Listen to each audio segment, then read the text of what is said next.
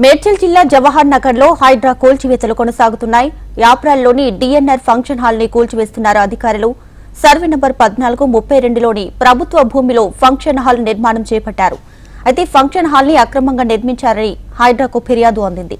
ఈ నేపథ్యంలో రంగంలోకి దిగిన హైడ్రా అధికారులు భారీ పోలీస్ బందోబస్తు నడుమ ఫంక్షన్ హాల్ ని కూల్చివేస్తున్నారు.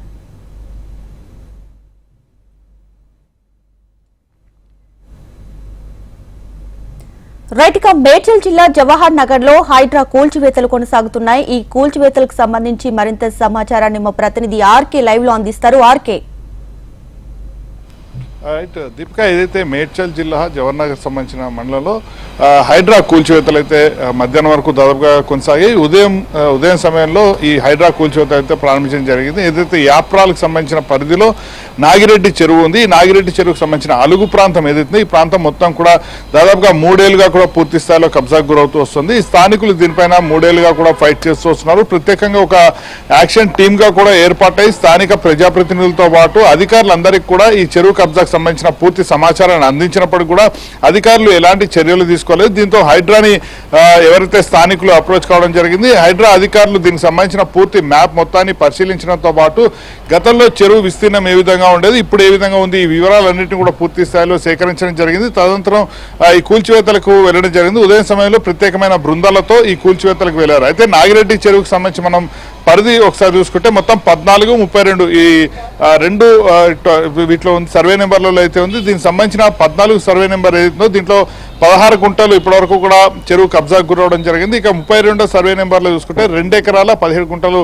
చెరువు కబ్జాకు గురవడం జరిగింది. దీనిపైన అధికారులకు గతంలో ఫిర్యాదులు చేసినప్పుడు కూడా ఎవరూ పట్టించుకోలేదు. ఈ పరిసర ప్రాంతం మొత్తం కూడా ఫంక్షన్ హాల్స్ అన్నింటినీ ఏర్పాటు చేయడం జరిగింది. ఈ అంశాన్ని కూడా అధికారుల దృష్టికి తీసుకెళ్లడం జరిగింది. అయితే దీనికి సంబంధించి కూడా ఉదయం సమయంలో హైడ్రా అధికారులు అక్కడ చేరుకుని మొత్తం ఫంక్షన్ హాల్ ఏదైతుందో ఫంక్షన్ హాల్ మొత్తాన్ని కూడా కూల్చివేయడం జరిగింది. అయితే ఫంక్షన్ హాల్కి సంబంధించిన యజమాని మాత్రం తమకు ఎలాంటి నోటీసులు ఇవ్వలేదు. అదే సమయంలో ఇది ఎక్కడ కూడా చెరువు పరిధి కాదు, ఎలాంటి సమాచారం ముందస్తు సమాచారం ఇవ్వకుండా కూల్చివేయడం ఎంతవరకు న్యాయం అంటూ కూడా అతను ప్రశ్నిస్తున్న పరిస్థితి కనిపిస్తుంది. మరోవైపు స్థానికులు మాత్రం హైడ్రా తీరు పట్ల సంతోషాన్ని వ్యక్తం చేస్తున్నారు. ఎందుకంటే గత కొన్నేళ్లుగా కూడా ఈ చెరువు కబ్జా కబంధ హస్తాల్లోకి చిక్కుంటోంది. వీటితో పాటు ఇంకా కబ్జా చేసే వాళ్ళ సంఖ్య పెరుగుతోంది. కాబట్టి దీనిపైన చర్యలు తీసుకోవాలంటూ కూడా వీళ్ళు కోరడం, వెంటనే హైడ్రా రంగంలో దిగడంతో ఈ చెరువుని పూర్తి స్థాయిలో కాపాడడంతో పాటు ప్రస్తుతం ఎక్కడ కబ్జాకు గురైందో ఆ గురైన ప్రాంతం మొత్తాన్ని కూడా హైడ్రా అధికారులు పూర్తి స్థాయిలో విస్తరించే ప్రయత్నాలు చేస్తున్నారు. అంటే ఆ చెరువు మొత్తాన్ని కూడా పునరుద్ధరించే ప్రయత్నాలను కూడా చేయడం జరిగింది. వాస్తవానికి ఈ నాగారం ఈ పరిసర ప్రాంతంలో గతంలో కూడా